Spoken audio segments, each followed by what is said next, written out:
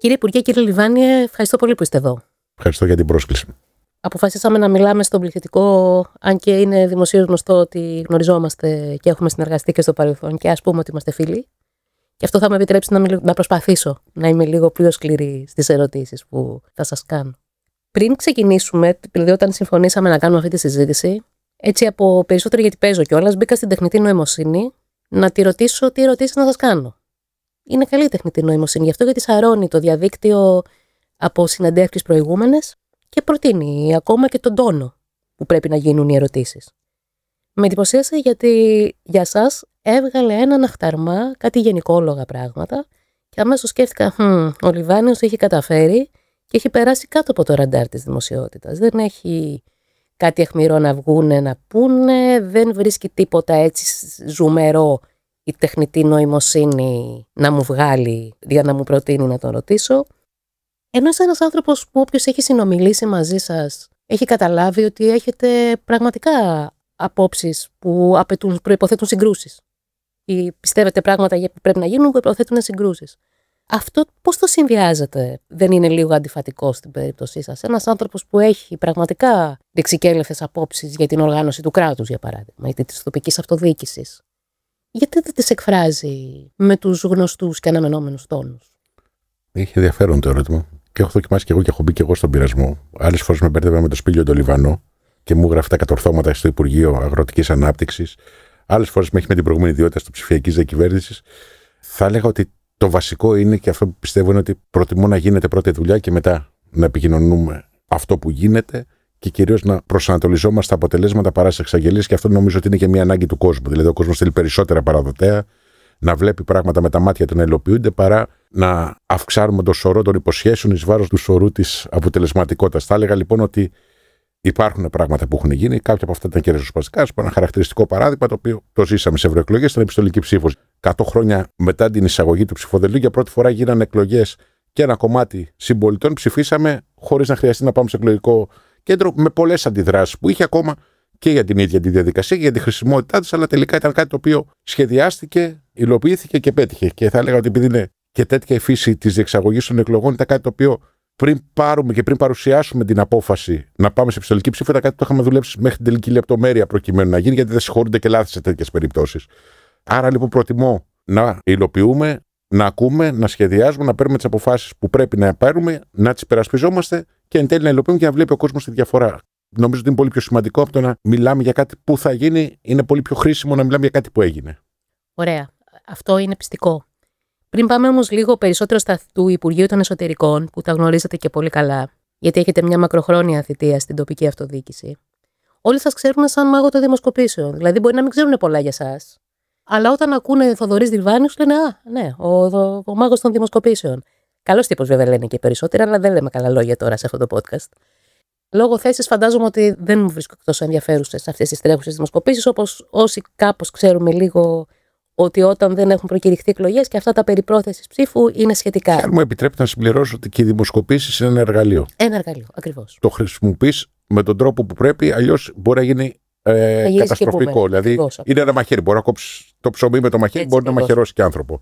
Άρα λοιπόν δεν πρέπει ούτε να τις θεοποιούμε, ούτε να τις δαιμονοποιούμε. Τις μελετάμε, τις ακούμε.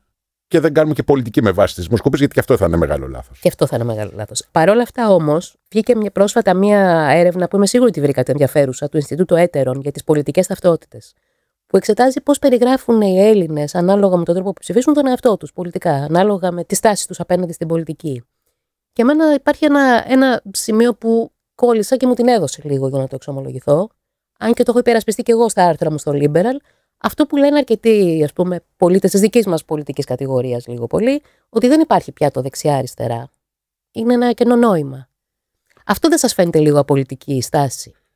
Μια παρατήρηση ότι υπάρχουν και δημοσκοπήσεις οι οποίες δεν μετράνε την πρόθεση ψήφου, γιατί πολλές φορές επικεντρωνόμαστε στο πόσο είναι η Νέα Δημοκρατία, πόσο είναι ο ΣΥΡΙΖΑ, πόσο είναι το ΠΑΣΟΚ κτλ. Υπάρχουν και δημοσκοπήσεις οι οποίες έχουν πραγματικά σημαντικά ευρήματα και είναι ένα από τα ευρήματα της συγκεκριμένης έρευνας που έχει μεγάλο ενδιαφέρον. Ο κόσμος έχει μετατοπιστεί πλέον από το δίλημμα αριστερά-δεξιά. Και έχει μετατοπιστεί βλέποντας και με τα εκλογικά αποτελέσματα. Ας πούμε, το εκλογών του 23 δεν έγινε ξαφνικά με την έννοια της δεκαετίας του 90 ή του 2000 δεξιά, η Β' Πειραιά, το Κερατσίνι, ο Κορυδαλός, η Νίκαια γίνανε δεξιοί ξαφνικά. νομίζω ότι το πραγματικό δίλημμα έχει μετατοπιστεί από τον κλασικό αριστερά-δεξιά και γι' αυτό παρεμπιπτόντως και οι μετακινήσεις των ψηφοφόρων δεν είναι γραμμικές. Βλέπουμε δηλαδή ψηφοφόρους οι οποίοι τυχαίνει να ψηφίζουν ακόμα και ακροδεξιό, ακόμα και να μετακινούνται προς το κουκουέ ή αντίστροφα. Άρα λοιπόν έχει μεγάλο ενδιαφέρον ότι δημιουργείται μέσα στο παλιό άξονα του αριστερά-δεξιά ένας δεύτερος άξονας που είναι πιο σημαντικός, που είναι το πρόοδο συντήρηση, αλλά όχι με την έννοια του συντηρητικού που λέγαμε παλιά, συντηρητική παράταξη, το οποίο δεν έχει πλέον και σαν λεκτικό κανένα νόημα. Είναι η ανάγκη ποιος μπορεί να κάνει τις αλλαγές που χρειάζεται η χώρα. Μιλάμε πολλές φορές για παράδειγμα ότι είμαστε μια χώρα που θέλουμε να γίνουμε σαν τη Δυτική Ευρώπη, ας πούμε. Αυτές οι αναγκαίες μεταρρυθμίσεις, αυτές οι αλλαγές είναι ποιος μπορεί να τις υπηρετήσει καλύτερα και κυρίως ποιος μπορεί να εξασφαλίσει καλύτερο βιωτικό επίπεδο για τους κατοίκους της χώρας, είτε σαν ατομικό νοικοκυριό, αλλά και γενικότερα ως εθνική οικονομία ή ως γενικά σαν χώρα εν συνόλο. Άρα λοιπόν φεύγουμε από το κλασικό αριστερά-δεξιά και πάμε σε ένα πιο διαφορετικό δίλημμα. Δηλαδή το πρόοδος, η συντήρηση, το μπροστά ή πίσω, αν θέλετε, όλες αυτές οι πολυπαραγωγικές παράμετροι που μπαίνουν στα κριτήρια της ψήφου έχουν πολύ μεγάλο ενδιαφέρον και βέβαια θα έλεγα ότι είναι λίγο πιο ισχνές οι γραμμές, οι διαχωριστικές γραμμές μεταξύ του αριστερά και του δεξιά. Ακόμα πολλές φορές και κόμματα. Χαρακτηριστικό παράδειγμα, ακούγαμε και το ΣΥΡΙΖΑ επί προεδρίας του Στέφανου του Κασελάκη, ότι πολλές φορές ο λόγος ήταν πολύ πιο δεξιός σε κάποια πράγματα. Είναι λίγο αδικία για το ΣΥΡΙΖΑ να τον χαρακτηρίσουμε από τη θητεία του Κασελάκη. Όχι, προφανώς όχι. Απλά λέω το λόγο που εξέφρασε ο πρόεδρος εκείνη τη στιγμή. Ο ΣΥΡΙΖΑ είναι ένα κόμμα το οποίο έχει κάνει ένα μεγάλο ιστορικό κύκλο, ανέλαβε την διακυβέρνηση της χώρας. Άρα το ενδιαφέρον. Είναι και ένα θρυλικό κόμμα. Γιατί κατάφερε κάτι για τα κόμματα της ριζοσπαστικής αριστεράς στην Ευρώπη. Είναι πολύ πετυχημένο ο ΣΥΡΙΖΑ. Προφανώς. Για τη ριζοσπαστική αριστερά πάντως. Κόμμα το οποίο κατάφερε και πήρε το 35% πάνω από το 1 στις 3 εκλογές, τον εμπιστεύτηκε για τη διακυβέρνηση της χώρας. Δεν ήταν αμεληταίο το κατόρθωμά του, παρόλο που έγινε με ένα συγκεκριμένο πλαίσιο συνθηκών, αλλά αυτή καθ' αυτό σαν επίδοση ήταν πάρα πολύ σημαντική και πρωτόγνωρη. Την κυβέρνηση που είστε μέλος, πού την τοποθετείτε πάνω στον άξονα τον γνωστό, τον πολιτικό δεξιά-αριστερά? Εντάξει, η Νέα Δημοκρατία και η κυβέρνηση είναι ένα κόμμα το οποίο, όπως κάθε μεγάλο κόμμα, έχει μέσα. Είναι πολυτασικό. Και είναι εκ των πραγμάτων πολυτασικό για να καταφέρει να εκφράσει όσο δυνατόν περισσότερους εκλογείς και, αν θέλετε, μεγαλύτερο κομμάτι της κοινωνίας. Νομίζω ότι έχουμε φύγει πλέον από το αριστερά-δεξιά. Ο Κυριάκος Μητσοτάκης ως πρόεδρος είναι ένας πολιτικός με κεντροδεξιό φιλελεύθερο πρόσωπο και το οποίο το έχει υπηρετήσει διαχρονικά. Η Νέα Δημοκρατία ενδιαφέρεται να εκφράσει όσο δυνατόν περισσότερους Έλληνες, ξεφεύγοντας. Το είχε πει ο Κωνσταντίνος Καραμανλής στην Ιδρυτική Διακήρυξη από την παραδοσιακή έννοια του αριστερά-δεξιά και πηγαίνοντας.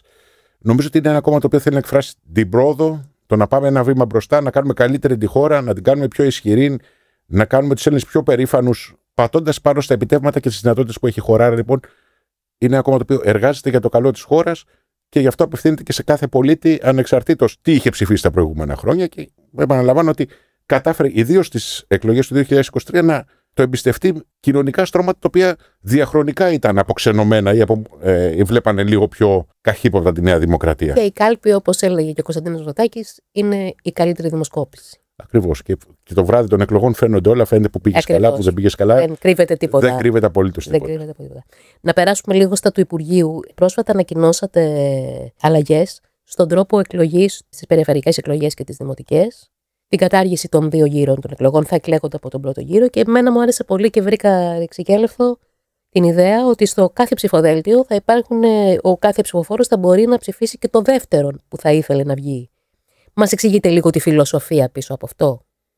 Μετά τις εκλογές του 2023, βρεθήκαμε μπροστά σε ένα φαινόμενο το οποίο συζητήθηκε, όχι τόσο εις βάθος, αλλά συζητήθηκε, που είχε να κάνει με την αυξημένη αποχή του δεύτερου γύρου. Υπενθυμίζω ότι σχεδόν 1 στους 4 εγγεγραμμένους ψηφοφόρους ψήφισε, για παράδειγμα, στο δεύτερο γύρο του Δήμου Αθηναίων. Σε πολλές περιπτώσεις, η συμμετοχή, για παράδειγμα, στις δημοτικές περιφερειακές εκλογές εξαρτιόταν αν την ίδια στιγμή στον ίδιο Δήμο είχαμε μόνο δημοτικές ή μόνο περιφερειακές εκλογές. Τη δεύτερη Κυριακή δεν έχουμε επιλογή δημοτικών συμβούλων, το οποίο είχε και ένα οξύμορο σχήμα. Άνθρωποι οι οποίοι συμμετείχαν και κάναν προεκλογικό αγώνα, σταματήσανε επειδή δεν είχαν πιθανότητες εκλογής, ακόμα και αν ο συνδυασμός τους εκλεγόταν και μπορεί να συμμετείχε και στη δεύτερη φάση. Και κυρίως υπήρχαν και αυτά τα λησβερίσια μεταξύ πρώτου και δεύτερου γύρου, μεταξύ των συμμετεχόντων και των αποκλειόμενων.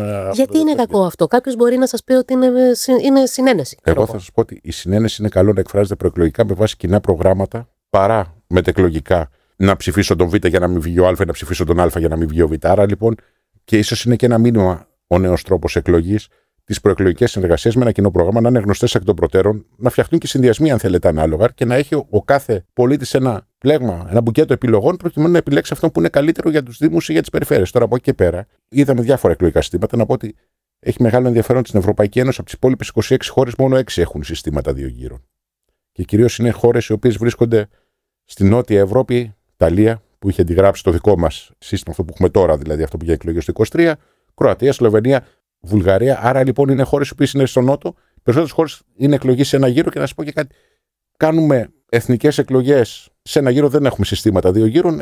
Κάτι αντίστοιχο εφαρμόζεται στην αυτοδιοίκηση που είναι πολύ σοβαρό θεσμός, πολύ ισχυρό θεσμός για την καθημερινότητά μας και εξασφαλίζουμε αυτόν τον τρόπο και την καλύτερη προεκλογική, αν θέλετε, συνεργασία των παρατάξεων και των κομμάτων και βεβαίως τη δυνατότητα στους πολίτες, οι οποίοι πολλές φορές, επειδή είμαστε και μια χώρα που έχει το φαινόμενο των ετεροδημοτών, είναι δύσκολο κάποιος να μετακινηθεί 2 φορές μέσα σε μια εβδομάδα και εντάξει να ψηφίζει στην Θήβα από την Κεμένη Αθήνα, αλλά φανταστείτε να ψηφίζει σε κάποιο νησί και να τρέχει να ψηφίσει μέσα σε 2 εβδομάδες.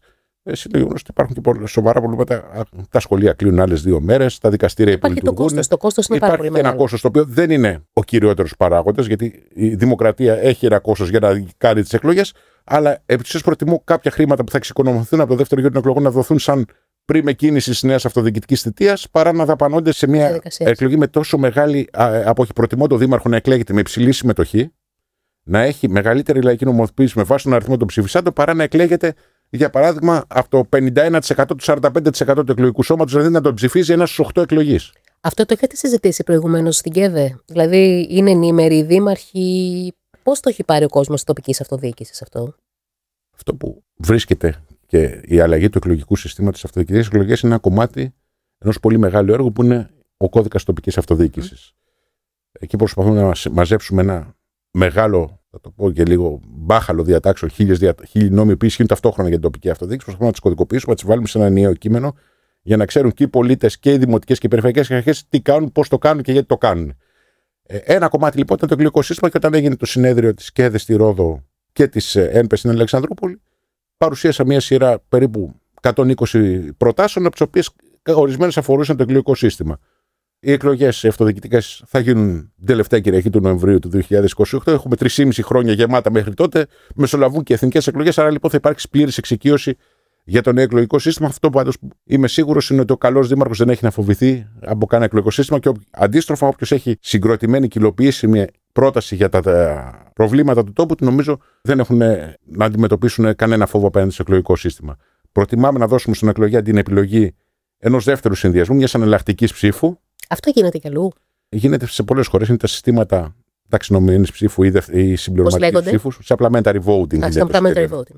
Τα οποία έκανε, για παράδειγμα, το Ηνωμένο Βασίλειο, η Αγγλία για την ακρίβεια, τις αυτοδιοικητικές εκλογές μέχρι το 2022, αν θυμάμαι καλά, που το άφησε γιατί ήταν πολύ αναλογικό για τα γούστα τους, γιατί η Αγγλία είναι και μια χώρα που βασίζεται στο πλειοψηφικό σύστημα. Αλλά ο Μπόρις Τζόνσον, για παράδειγμα, έχει εκλεγεί 2 φορές με αυτό το σύστημα. Όπως αντίθετα και ο δήμαρχος που προέρχεται από το Εργατικό Κόμμα, με το ίδιο εκλογικό σύστημα είχε εκλεγεί στις προηγούμενες εκλογές και είχε ενδιαφέρον διότι αυτό το σύστημα δίνει τη δυνατότητα να αλλάξει και ο τρόπος διεξαγωγής της ίδιας προεκλογικής εκστρατείας. Θα υπάρχει μια πιο προγραμματική κουβέντα, προσπαθώντας να διεκδικήσουν την εναλλακτική ψήφο των εκλογέων όλοι οι συνδυασμοί από το να είναι σε στήρα σε παραθέσεις. Εξάλλου, η Βρετανία είναι μια χώρα με πολύ μεγάλα βιώματα μακραίωνα δημοκρατίας, οπότε είναι ένα καλό παράδειγμα πάντα. Και είναι και μια χώρα η οποία λειτουργεί πολύ θεσμικά.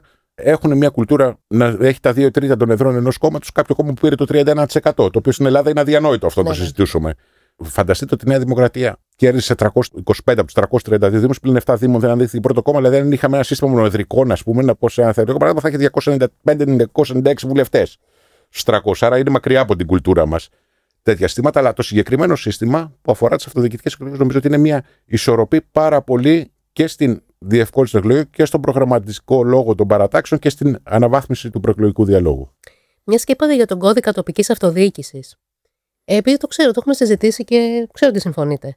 Γιατί δεν έχετε προχωρήσει πιλωτικά σε ορισμένους δήμους, ίσως αρχικά, σε κάποιες λύσεις συμμετοχικής δημοκρατίας στη λήψη των αποφάσεων με ψηφιακά εργαλεία? Οι δημότες να μπορούν να συναποφασίζουν μαζί με τις δημοτικές αρχές για μια σειρά αποζητήματα, από τη διάθεση των δημοσίων χώρων, το πώς θα κατανέμουν κάποια κονδύλια, όχι όλα, αλλά κάποια κονδύλια, δηλαδή, παιδιά, να φτιάξουμε τις τουαλέτες του σχολείου ή θέλετε να κάνουμε ένα πάρτι? Αποφασίστε. Αυτό επειδή το πιστεύετε. Πώς και μήπως είναι πολύ προχωρημένο για τη Νέα Δημοκρατία και δεν το έχετε καθόλου αυτό σκεφτεί να το εφαρμόσετε? Θα έλεγα ότι κοιτάζοντας στο παρελθόν απόπειρες δημοτικού δημοψηφίσματος, ήταν περισσότερο μια ατελής διαδικασία, η οποία δεν έχει και μεγάλη συμμετοχή, παρά κάτι ουσιαστικό. Άρα λοιπόν δεν θέλουμε να επαναλάβουμε αυτό το μοτίβο, δεν θέλουμε δηλαδή να ψηφίζουν 100 άτομα για να δεσμεύουν 10.000 άτομα. Αυτό που θέλουμε είναι να αξιοποιήσουμε τα νέα εργαλεία και έχουμε πλέον νέα εργαλεία. Η πανδημία ήταν σαν καταλήτης και γίναν πολλές εκλογές σε συλλόγους, ακόμα και σε αθλητικές ομοσπονδίες, σε πανεπιστήμια, μέσω ηλεκτρονικής ψηφοφορίας. Είναι το πρώτο όπλο το οποίο έχουμε στη διάθεσή μας. Το δεύτερο όπλο το οποίο έχει πολύ μεγάλο ενδιαφέρον είναι ότι πλέον έχουμε καταφέρει και ολοκληρώνει τη διασύνδεση του Μητρώου του Δημοσίου. Οπότε ξέρουμε ένα αφημί, άρα ένας κωδικός τάξης, να το πω έτσι απλά, που είναι δημότης. Θα δίνουμε τη δυνατότητα με τον νέο κώδικα στις δημοτικές αρχές να προκυρήσουν συμβουλευτικά ηλεκτρονικά δημοψηφίσματα με πολύ μικρό κόστος, στα οποία θα μπορούν να θέτουν όσα ερωτήματα θέλουν, εκτός από προφανώς αρμοδιοτήτων της τοπικής αυτοδιοίκησης. Δεν θα γίνει δημοψήφισμα αν θα αποχωρήσουμε από τον ΝΑΤΟ, για παράδειγμα, ή θα φύγουν. Αλλά για αρμοδιότητες της τοπικής αυτοδιοίκησης, το οποίο είναι ένα όπλο της δημοτικής αρχής, προκειμένου να ζητήσει τη γνώμη των πολιτών μέσα σε μια Κυριακή, εύκολα, απλά να μπουν όσοι θέλουν να πούνε τη γνώμη τους. Θα έχει συγκεκριμένες διαδικασίες αξιοπιστίας και θα είναι ένα εργαλείο το οποίο θα μπορεί να τους βοηθήσει να χαράξουν την. Αυτό θα μπορεί να λαμβάνεται με απόφαση και του Δημοτικού Συμβουλίου, φαντάζομαι. Με απόφαση του Δημοτικού Συμβουλίου θα λαμβάνεται. Θα τίθενται εκεί συγκεκριμένα τα ερωτήματα που θα είναι μπρος στις εκλογές. Ο κάθε εκλογέας θα μπορεί πάρα πολύ εύκολα να μπει, να κάνει διασφαλίσει τη μοναδικότητα, την εγκυρότητα της ψήφου, γιατί είναι πολύ σημαντικό και στις διαδικασίες τρίτης τάξεως εκλογικών, όπως είναι τα δημοψηφίσματα, να μπορεί κάποιος να εκφράζει αξιόπιστα την ψήφο του με εγκυρότητα και το βράδυ θα έχουμε το αποτέλεσμα και θα μπορεί να αξιοποιηθεί συμβουλευτικά για τη χάραξη μιας πολιτικής. Για παράδειγμα, με χαρακτηρισμό από αυτά που είπατε, έχουμε έναν αξιοποίητο οικόπεδο, για παράδειγμα, στον Δήμο Περιστερίου και μπορεί να αποφασίσει ο κόσμος αν θα γίνει πάρκο ή θα γίνει μια ανέγερση σχολείου. Άρα λοιπόν ανοίγουμε τη δυνατότητα συμμετοχικής διαδικασίας να συμμετέχουν ενεργά οι πολίτες με απλό τρόπο και έγκυρα, κυρίως ένας άνθρωπος, μία ψήφο. Θα κληθούν και οι δήμαρχοι αν θα ζητούν και αν θα δέχονται. Γιατί υπάρχουν και περιπτώσεις που μπορεί να αρνούνται διαρκώς να φέρνει αντιπολίτευση στο Δημοτικό Συμβούλιο ή να φέρνει και πολλά. Αλλά όπως συνηθίζω να λέω, δεν γίνεται με τη μία οι μεταρρυθμίσεις. Θέλει να τα δοκιμάζεις, να αποτυγχάνεις, να ξαναπροσπαθείς. Θέλει χρόνο. Μερικά πράγματα θέλουν χρόνο. Το μεγαλύτερο λάθος που μπορείς να κάνεις αυτό που λέγεται πολιτική, είτε αφορά την κεντρική πολιτική σκηνή, είτε αφορά την αυτοδιοίκηση, να νομίζεις ότι έχεις το αλάθητο του Πάπα και ότι οτιδήποτε πιστεύεις και είναι η μόνη σωστή αλήθεια, θα είναι ένα εργαλείο να μπορούν να το αξιοποιήσουν οι δημοτικές αρχές και να έχουν εικόνα και πώς τους ενδιαφέρει τους κατοίκους περιοχής σε ένα ζήτημα και πόσο έχουν διάθεση να συμμετάσχουν στη λήψη μιας απόφασης. Εντάξει, η συντηρητική αντίληψη δεν τα αποδέχεται αυτές τις διαδικασίες. Σου λέει, με ψήφισες, μου έχεις δώσει εντολή να κάνω ό,τι πιστεύω, προφανώς μέσα στα πλαίσια των αρμοδιοτήτων μου και του νόμου. Οι συντηρητικές αντιλήψεις δεν είναι ανοιχτές υπέρ των συμμετοχικών και μάλιστα είναι και αντικείμενο σάτυρας αυτό. Πολλές φορές, ναι. Από την άλλη, έχει γίνει και μία λάθος χρήση της συμμετοχικής δημοκρατίας, όπως ας πούμε περιβόητες κάτι λαϊκές συνελεύσεις που μαζεύονται 15 άτομα, φωνάζουν. Δεν μιλάμε για κάτι τέτοιο. Αυτό που μου περιγράψατε εσείς πριν είναι κάτι οργανωμένο. Είναι κάτι οργανωμένο. Και είναι θεσμικά κατοχυρωμένο. Και θα είναι θεσμικά κατοχυρωμένο και θα είναι και αξιόπιστο, το οποίο έχει πάρα πολύ μεγάλη σημασία. Άρα λοιπόν, ναι. Στη συμμετοχή των πολιτών, δεν είναι οι πολίτες κάτι οι οποίοι ψηφίζουν για 5 χρόνια, αποχωρούν και για τα υπόλοιπα 5 χρόνια βρίσκονται στην πίσω πλευρά του φεγγαριού. Είναι κάτι το οποίο μπορούν να το αξιοποιήσουν και θα έχει πάρα πολύ μικρό κόστος, το οποίο και αυτό σημαντικό. Ναι, βέβαια. Δεν υπάρχουν δικαστικοί αντιπρόσωποι σε κάθε εκλογικό τμήμα, θα είναι μόνο ηλεκτρονική διαδικασία, θα είναι πάρα πολύ απλή διαδικασία, θα ευκολύνονται και νεότεροι και μεγαλύτεροι σε ηλικία, που παρεπιπτόντως μεγαλύτεροι έχουν πολύ μεγαλύτερη προσαρμοστικότητα στις αλλαγές από ό,τι πιστεύουμε. Άρα λοιπόν θα έχουν τη δυνατότητα να υπάρχει και ικανό διάστημα από τη λήψη απόφαση μέχρι τη διενέργεια των εκλογών. Δεν θα είναι δημοψήφισμα που θα αποφασίσει σήμερα το Δημοτικό Συμβούλιο και αύριο θα ψηφίσουν. Θα υπάρχει ένας μήνας για να συζητιόνται τα θέματα, να ακούγονται οι προτάσεις, να ακούγονται αντιπροτάσεις, να υποστηριχθούν οι δύο πλευρές των ερωτημάτων. Και είναι κάτι το οποίο θα το δοκιμάσουμε, θα το δούμε στην πράξη. Και όποιος δήμαρχος θέλει να το εφαρμόσει, νομίζω ότι θα μπορέσει να το κάνει πολύ εύκολα και να έχει και αποτέλεσμα. Ωραία, χαίρομαι που το άκουσα αυτό. Βγάλαμε και μια είδηση που λένε οι δημοσιογράφοι.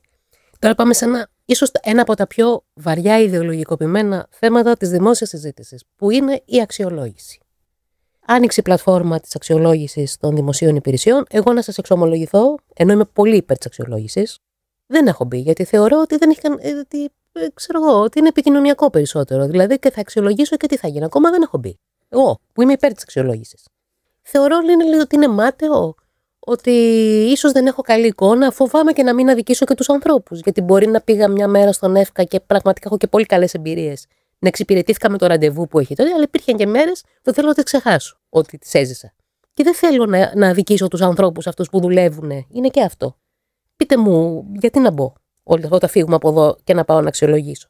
Για να κάνουμε την ποιότητα ζωή μας καλύτερη. Δηλαδή, υπάρχουν αυτή τη στιγμή αρμοδιότητες οι οποίες είναι διάσπαρες και στο κεντρικό κράτος, αν θέλετε, και οι ψηφιακές υπηρεσίες του κεντρικού κράτους, οι οποίες έχουν αναπτυχθεί τα τελευταία χρόνια, αλλά κυρίως ένα μεγάλο κομμάτι της αυτοδιοίκησης, οι οποίες είναι η καθημερινότητά μας. Προκειμένου να τις βελτιώσουμε, πρέπει να τις μετρήσουμε. Και για να τις μετρήσουμε, ο καλύτερος τρόπος είναι να ρωτήσουμε αυτούς που τις ζουν τις υπηρεσίες αυτές, πώς σου φαίνεται. Άρα λοιπόν, προφανώς, για παράδειγμα, η αυτοδιοίκηση δεν είναι όλοι στο ίδιο επίπεδο. Όπως υπάρχουν καλοί και κακοί σε οποιοδήποτε επαγγελματικό τομέα στην πολιτική, υπάρχουν καλές και κακές περιπτώσεις δήμων. Εμείς τι θέλουμε να δούμε ποιες είναι οι καλές περιπτώσεις δήμων και να δούμε και ποιες είναι οι κακές περιπτώσεις δήμων που χρειάζονται υποστήριξη για να βελτιώσουν την καθημερινότητα.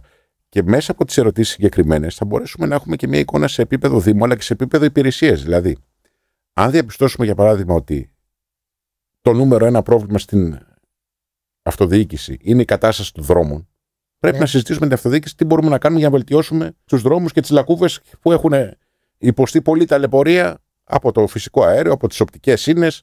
Άρα λοιπόν δίνει η αξιολόγηση που θα μας δώσει ο κόσμος ένα εργαλείο χάραξης και προτεραιοποίησης πολιτικών. Όπως και εγώ, αν ήμουνα και είχα το προνόμιο να ήμουν δήμαρχος, θα έβλεπα τα στοιχεία για το Δήμο μου και θα έλεγα ότι πρέπει να δώσω περισσότερη έμφαση στον ηλεκτροφωτισμό και στο πράσινο, η καθαριότητα για παράδειγμα σε καλό επίπεδο, ή αντίστροφα, αν η καθαριότητα δεν είναι σε καλό επίπεδο, να κάτσουμε με τον δήμαρχο καθαριότητα, σχεδιάσουμε τι χρειάζεται να κάνουμε για να βελτιώσουμε την καθαριότητα. Και αυτό θα έχει άμεση επίπτωση και άμεση ωφέλεια στην καθημερινότητα των κατοίκων της πόλης. Ρωτάμε τους κατοίκους να μας πούν τη γνώμη τους. Είναι πρώτη φορά που το δημόσιο προσπαθεί να κοιτάξει τον εαυτό του στον καθρέφτη και να ζητήσει να αξιολογηθεί για μια σειρά υπηρεσιών.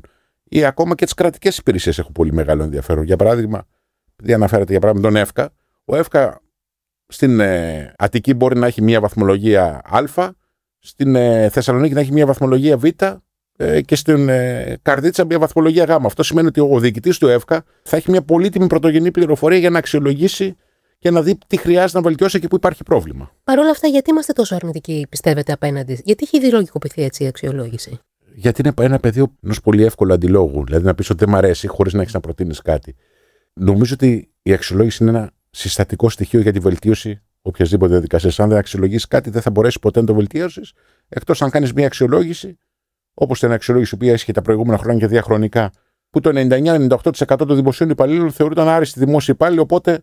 Αφού είμαστε όλοι άριστοι, δεν χρειάζεται για παράδειγμα να βελτιωθεί. Παρ' όλα αυτά, Υπουργέ, και αυτό το υποχρεωτικό, δηλαδή εν έτη 2025, δεν θα έπρεπε λίγο πιο συνενετικά ίσως η κυβέρνηση να πιάσει τις συνδικαλιστικές οργανώσεις, να πελάτε εδώ, ρε παιδιά.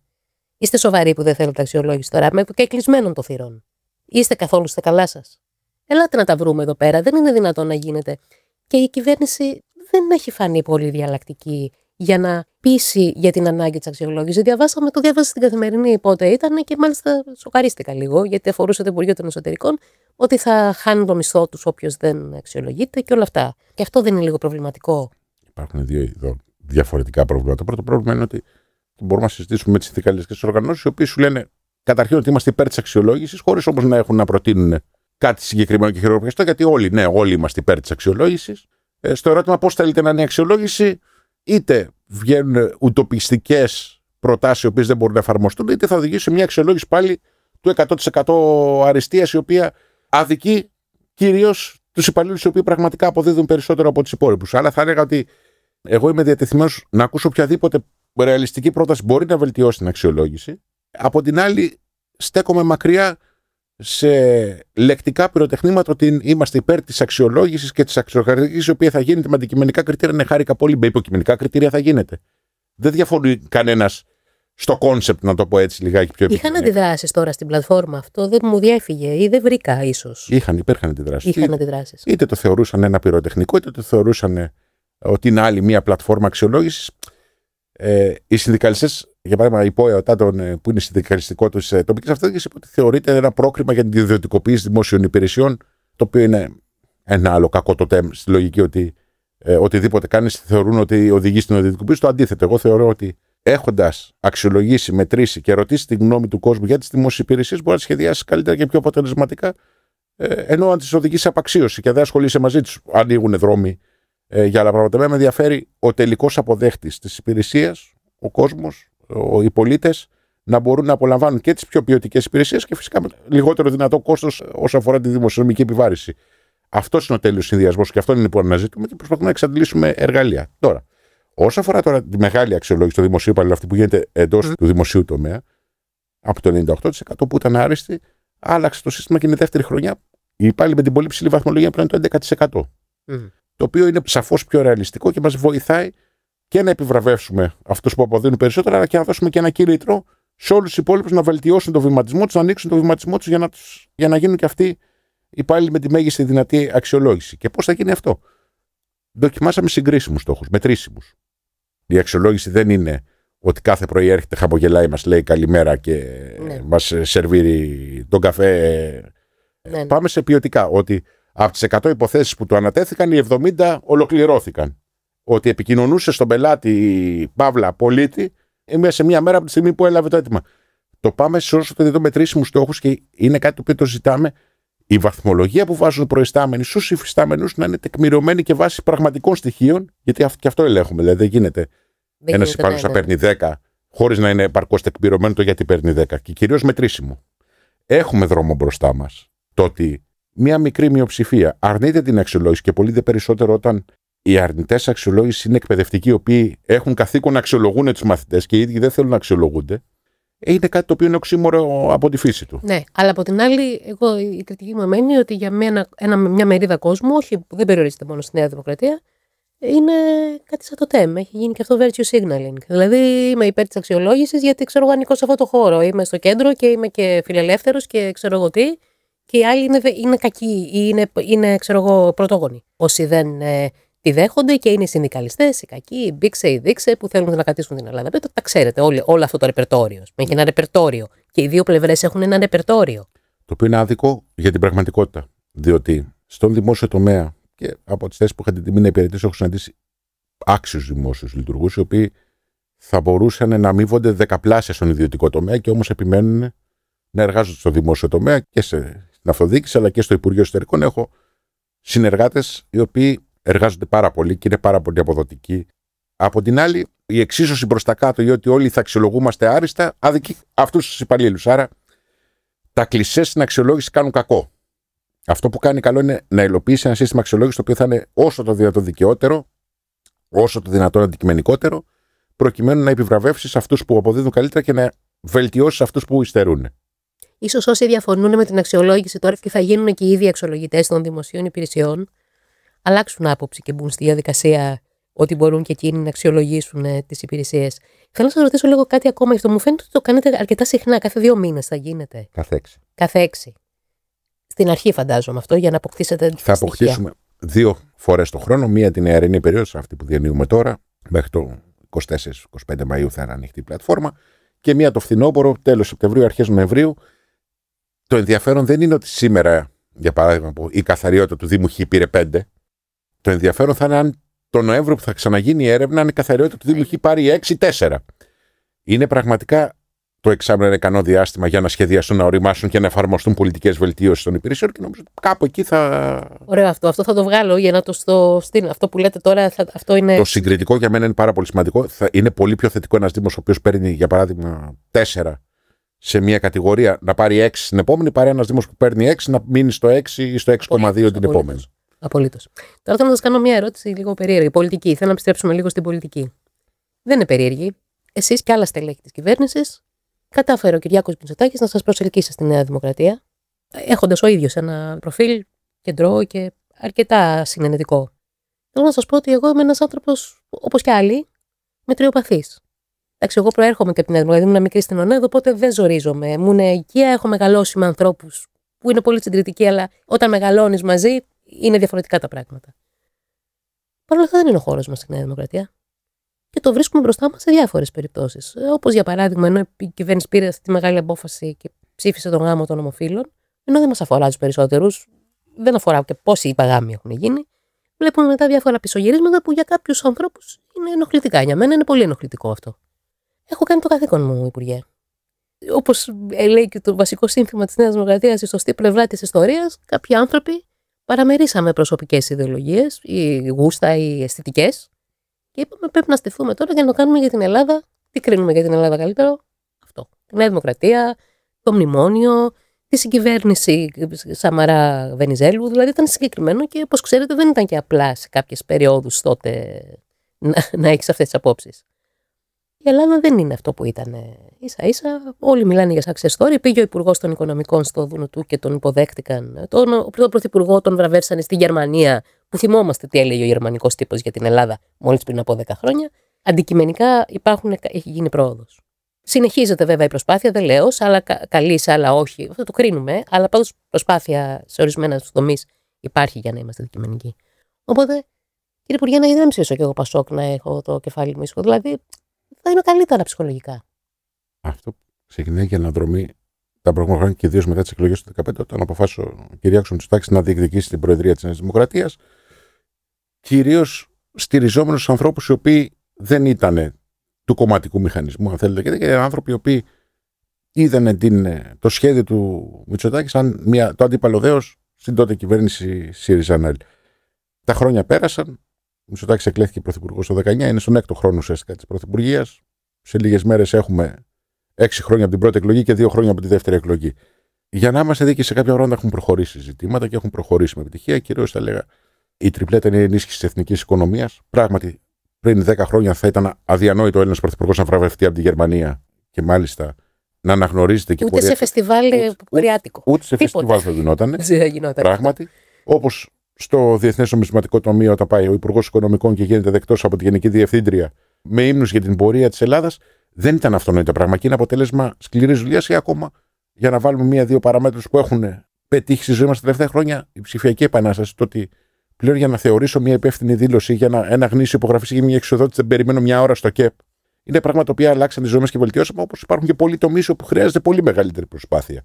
Και έχουν γίνει και λάθη και έχουν γίνει και πισωγυρίσματα, έχουν γίνει και αστοχίες, αλλά αυτό είναι ανθρώπινο και λογικό σε μια εξαιτία να μην πάνε όλα τέλεια. Όμως, όσο εύκολα χτίσαμε κάποια πράγματα, τόσο εύκολα μπορούμε να γυρίσουμε ακόμα πιο πίσω και να ζήσουμε. Εγώ ακούω την κριτική των κομμάτων και την ακούω με προσοχή πάντα, διότι πιστεύω ότι πολλές φορές μπορεί μέσα σε 10 προτάσεις να ακουστούν και προτάσεις οι οποίες έχουν ενδιαφέρον. Θα έλεγα όμως για παράδειγμα ότι το Πασόκ σε πολλές περιπτώσεις δεν έδειξε την τόλμη να στηρίξει και μεταρρυθμίσεις, τις οποίες καταρχήν συμφωνούσε. Παράδειγμα, από το πολύ απλό που ήταν επιστολική ψήφος, για παράδειγμα, που τελικά την καταψήφισε, το νόμο για τα ιδιωτικά πανεπιστήμια, διατάξεις και νομοθετήματα τα οποία δεν απέχουν από αυτό που λέμε μεσαίος χώρος, κεντρός χώρος κτλ. Αλλά είδαμε ότι ήταν άτολμο, προτιμώντας μια στήρα αντιπαράθεση, μια στήρα αντιπολίτευση από την πρόταση. Εγώ θα ήμουν πολύ πιο χαρούμενος να έλεγε το Πασόκ ότι εμείς στηρίζουμε την επιστολική ψήφο, αλλά κοιτάξτε, έχουμε να σας προτείνουμε το Α, το Β, το Γ και το Δ και κάντε τα, γιατί θα είναι για όφελος της όλης διαδικασίας, παρά να πεις ένα όχι, να κρυφτείς πίσω από προφάσεις, να πεις όχι και μη βοηθώντας στο να υλοποιηθούν πράγματα τα οποία τα συζητάγαμε και τα βλέπαμε και μας φαίνονταν περίεργο, για παράδειγμα, πώς οι Αμερικάνοι ψηφίζουν εμείς με επιστολική ψήφο και εμείς. Μήπως κοιτάνε πολύ τις δημοσκοπήσεις και αυτοί στο Πασόκ? Θα είναι πολύ μεγάλο λάθος να κάνεις πολιτική δημοσκοπήσεων, διότι ιδίως για το κόμμα του Πασόκ, για τον κόσμο του Πασόκ, έχει πολύ ενδιαφέρον δημοσκόπηση, διότι υπάρχει ένα μεγάλο κομμάτι από την ψηφοφόρη του Πασόκ που βλέπουν θετικά την κυβέρνηση της Νέας Δημοκρατίας. Σαφέστατα. Άρα, λοιπόν, μην πούμε ότι αυτοί δίνουν την αυτοδυναμία. Ναι. Άρα λοιπόν, δεν μου κατάλληλος να τους δώσω εντός εισαγωγικών συμβουλές, αλλά νομίζω ότι η χώρα δεν χρειάζεται μια κλασικού τύπου της δεκαετίας του 80 αντιπολίτευση, του 90. Χρειάζεται μια αντιπολίτευση η οποία προφανώς θα κάνει κριτική στα λάθη και στις αστοχίες της κυβέρνησης, αλλά κυρίως θα έχει και ένα θετικό πρόσωπο όσο αφορά την ύπαρξη προτάσεων οι οποίες ήταν ρεαλιστικές. Διότι έχουμε ξεφύγει πλέον από τις εποχές που μπορούσε να τάζεις όσα θέλεις, όπου θέλεις, όσα θέλεις. Και ό,τι θέλεις. Εντάξει, και η κυβέρνηση θα μπορούσε να είναι και λίγο πιο συνενετική να τους καλεί. Γιατί τους παίρνει στο κυνήγι πολύ άσχημα, ειδικά το Πασόκ. Γιατί το βλέπει σαν αντίπαλο. Φυσικό είναι. Όταν κι εγώ αν ήμουν Μητσοτάκης, αντίπαλός μου θα ήταν το Πασόκ. Δεν θα ήταν. Ό,τι και να δείχναν οι δημοσκοπήσεις. Αυτά που λένε Κωνσταντοπούλου, γελάμε όσοι ξέρουμε. Το Πασόκ θα πέρασε. Απλά και άνοδος της πλεύσης ελευθερίας και της ζωής Κωνσταντοπούλου εξηγεί πράγματα τα οποία. Έχουν να κάνουν με αστοχίες του Πασόκ, λέτε. Έχουν να κάνουν και λίγο με αστοχίες του Πασόκ, έχουν να κάνουν και με την αδυναμία που την αντιλαμβάνεται ο κόσμος, ποιο κόμμα είναι η καταλληλότερη, πιο ισχυρή αντιπολίτευση απέναντι στη Νέα Δημοκρατία. Οπότε πολλές φορές λειτουργεί και σαν ένα λεξικέραυνο της δυσαρέσκειας απέναντι στην κυβέρνηση. Πάντα υπάρχουν άνθρωποι που συμπαθούν την κυβέρνηση, υπάρχουν και άνθρωποι που δεν συμπαθούν την κυβέρνηση. Αλλά θα έλεγα ότι είναι πολύ πιο ενδιαφέρον ένα κόμμα να καταθέτει τις προτάσεις οι οποίες θα είναι συγκεκριμένες και ρεαλιστικές παρά να κρύβεται πίσω από λεκτικές, πολύ ευχάριστα ακούγονται, αλλά χωρίς ουσία. Δηλαδή, για παράδειγμα, στην αξιολόγηση, το Πασόκ τι είπε? Είμαστε υπέρ μιας δίκαιης αξιοκρατικής αξιολόγησης. Ναι. Κι εγώ.